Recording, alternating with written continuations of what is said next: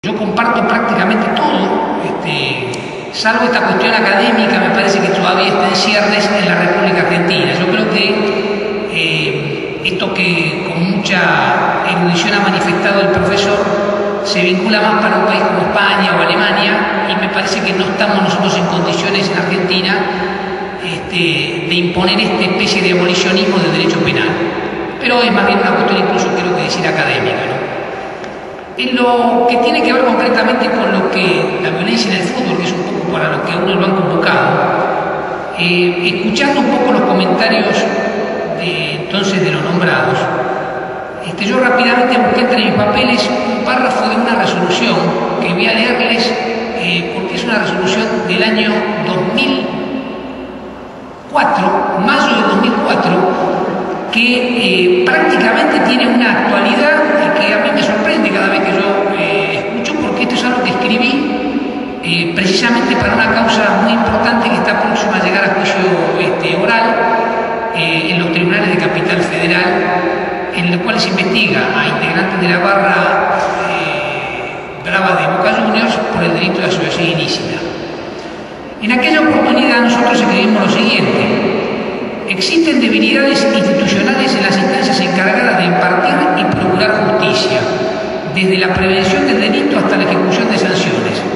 El fenómeno requiere entonces de una estrategia integral, corresponsable entre los estados nacional y provinciales, la Asociación del Fútbol Argentino, que debe aceptarla, y los municipios.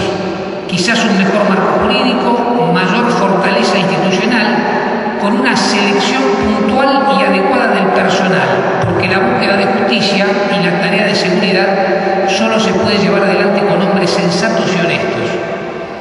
La problemática de la violencia en el fútbol, si bien compleja, no parece de difícil solución. Esto lo decíamos en el año 2004. Por más que existen opiniones que la disfrazan como un tema complicado, persiguiendo o no distintos intereses. El eje central de la cuestión es que los actores no se deciden a terminar con el flagelo. En este orden, independientemente de las proclamas de ocasión, no pueden existir concretos resultados positivos cuando esas proclamas no son acompañadas por conductas encaminadas al fin que se dice buscar. En primer lugar, la Asociación de Fútbol Argentino, integrada básicamente por los directivos de los clubes de fútbol. Luego aparecen las entidades con sus dirigentes y personal, jugadores, árbitros y los simpatizantes. A ellos deben agregarse los policías jurisdiccionales y los organismos estatales de supervisión y control. No faltan leyes ni reglamentos, por el contrario, por momentos uno advierte que se superponen.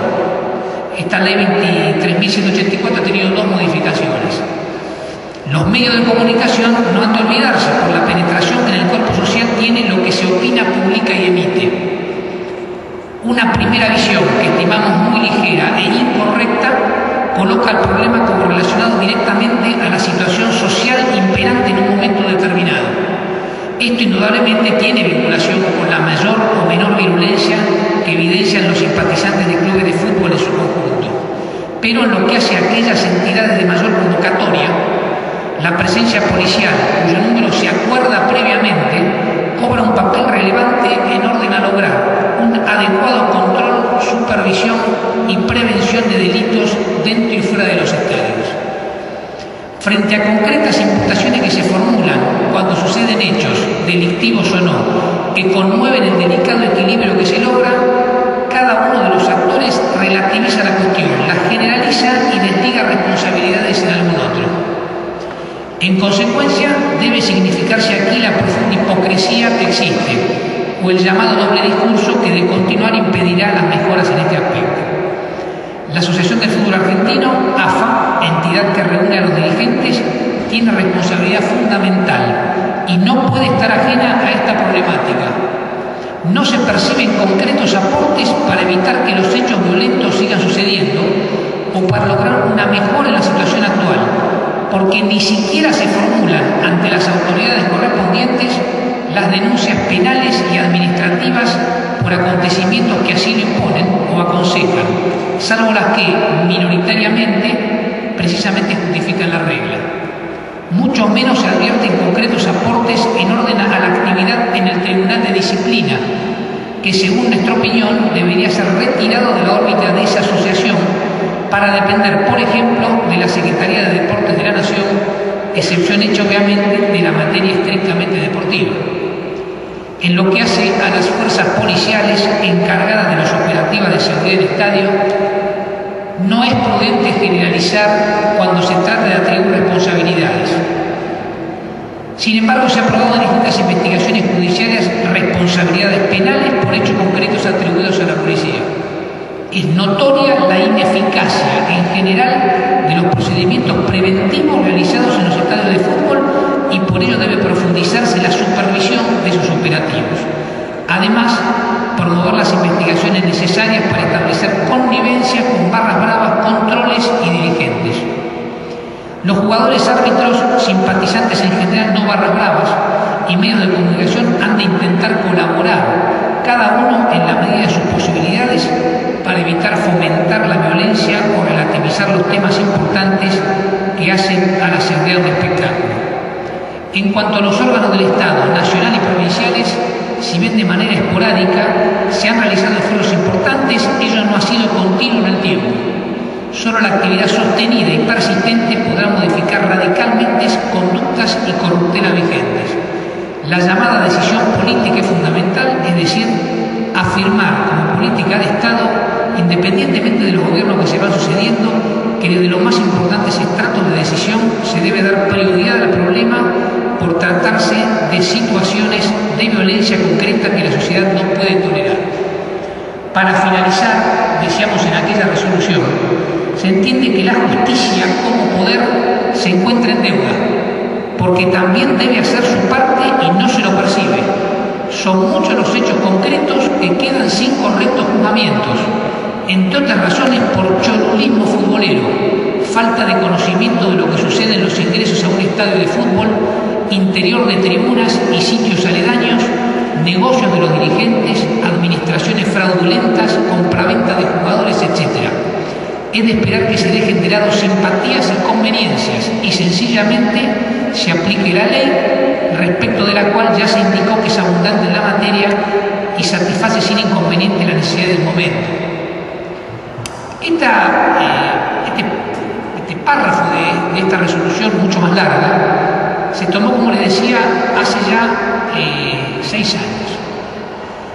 Y bueno, escuchando al profesor Procaslo y al doctor Usandizaga, indudablemente creo que más que buscar alguna controversia, me gustaría a mí encontrar las coincidencias. Y lo que yo encontré, y acá vamos a estar en una diferencia con el profesor, es, y me permito también referirlo teniendo en cuenta que yo integré prácticamente toda mi vida en el Poder Judicial. Yo en este momento he renunciado al Poder Judicial en el año 2004, pero desde que yo salí del colegio secundario trabajé en tribunales, hice mi carrera allí, con lo cual tengo muchísimo respeto por el Poder Judicial y por la función judicial. Por supuesto lo que tiene que ver con las fiscalías, defensorías y por supuesto los jueces.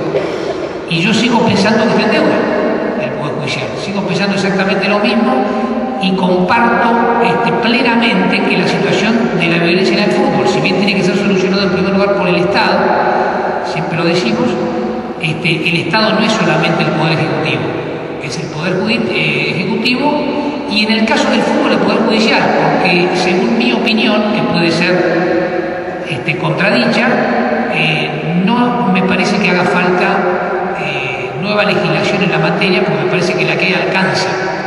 Y yo siempre me he permitido, digamos, mencionar que con el tema de la barra brava hay un delito que me parece que académicamente cae como anillo al dedo, que es el delito de asociación ilícita.